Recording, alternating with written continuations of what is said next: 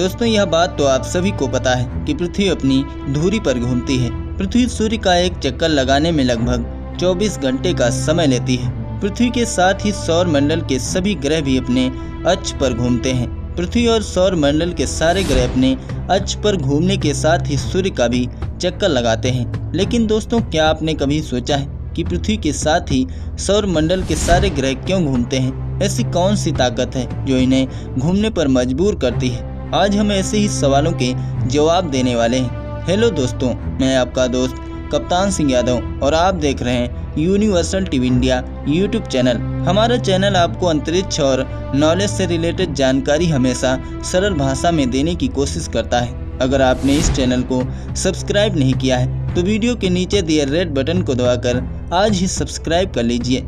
दोस्तों पृथ्वी या अन्य ग्रह के अपने अक्ष पर घूमने के लिए कोई भी बल काम नहीं करता है। यह सारे ग्रह अपने निर्माण के समय से ही घूम रहे हैं। इन ग्रहों के लगातार घूमने के पीछे न्यूटन की गति का प्रथम नियम काम करता है, जिसके अनुसार कोई भी वस्तु जिस अवस्था में है वह उसी अवस्था में ही रहेगी जब तक कि उस पर कोई बाहरी बल न लगाया जाए। क्योंकि सारे ग्रहों ने निर्वात में ही घूमना प्रारंभ किया जहां कोई भी बाहरी बल काम नहीं करता है, इसीलिए सारे ग्रह लगातार घूमते रहते हैं। दोस्तों अब सवाल यह उठता है कि यह ग्रह क्यों घूम रहे हैं? वैज्ञानिक इस सवाल के जवाब को सौर मंडल के निर्माण करने वाले कारकों से जोड़कर देखते हैं। उनका मानना है कि धरती घूमते हुए ही पैदा हुई थी। दोस्तों करोड़ों साल पहले सौर मंडल का जब निर्माण हो रहा था तब हमारे स्टार नवजात यानी सूर्य के चारों ओर गैस और धूल के कण चक्री डिस्क यानी डिस्ट की डिस्क बना लेते हैं। नवजात तारे यानी सूर्य की गुरुत्वीय कक्षा की वजह से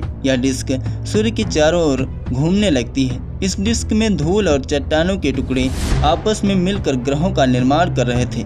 इस डिस्क के बीच अगर किसी पिंड का निर्माण होता है तो जाहिर है वह भी इस डिस्क के साथ ही घूमेगा। दोस्तों डिस्क में विस्फोट या पिंड के छिटक कर अलग होने के बाद भी पिंड का रोटेशन बरकरार रहता है। और यही नहीं, कंजर्वेशन ऑफ एंगुलर मोमेंटम की वजह से उसकी गति और तेज हो जाती है, क्योंकि ग्रेविटी चारों तरफ से समान बल से उसे अपनी ओर खींचती है और यह पिंड धीरे धीरे ठोस ग्रह का रूप ले लेता है। यह तब तक उसी गति से घूमता है जब तक कोई बाहरी बाधा न आए। दोस्तों समय के साथ साथ इस डिस्क के बीच में सूर्य का निर्माण हुआ और इसी डिस्क में सूर्य के चारों तरफ घूम रहे धूल के कणों ने आपस में मिलकर ग्रहों का निर्माण किया। मतलब कि हमारे सौर मंडल में सारे ग्रह घूमते हुए ही बने हैं, जिसमें हमारी पृथ्वी भी शामिल है। दोस्तों यही वजह है जिसके कारण हमारी पृथ्वी और अन्य ग्रह आज भी अपने अक्ष पर घूम रहे हैं, क्योंकि अंतरिक्ष में कोई भी ऐसी चीज मौजूद नहीं है जो इनको धीमा कर सके।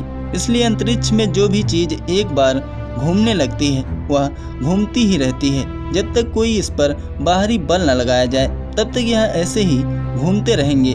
दोस्तों इसके साथ ही आपके दिमाग में एक और भी सवाल आता होगा कि आखिर सौर मंडल में मौजूद ग्रहों की स्पीड अलग अलग क्यों है, मतलब कि कम ज्यादा क्यों है? दोस्तों यह तो हम सभी लोग जानते हैं कि सौर मंडल में मौजूद हर ग्रह की चक्कर काटने की स्पीड अलग अलग है। बुध ग्रह सूर्य का सबसे नजदीकी ग्रह है, फिर भी बुध ग्रह की स्पीड काफी धीमी होती है। ग्रहों की स्पीड इस बात पर निर्भर करती है कि किस ग्रह का निर्माण कितनी तेजी से हुआ है। वह डस्ट डिस्क से जितना तेजी से अलग हुआ होगा उसकी स्पीड उतनी ही तेज होगी। इसके साथ ही एक अन्य कारण भी हो सकता है, ग्रहों से उल्का पिंडों की टक्कर। जो ग्रह उल्का पिंडों से ज्यादा बार टकराया होगा उसकी गति धीरे धीरे उतनी ही कम होती गई होगी। न्यूमैन के मुताबिक पृथ्वी की गति पर चंद्रमा के टाइडल खिंचाव का भी असर पड़ता है। दोस्तों हमारे सौर मंडल का शुक्र ग्रह हमारी पृथ्वी के विपरीत दिशा में घूमता है। आखिर शुक्र ग्रह हमारी पृथ्वी के विपरीत दिशा में क्यों घूमता है? अगर सभी ग्रह एक ही दिशा में घूम रहे हैं तो शुक्र ग्रह उल्टा क्यों घूमता है?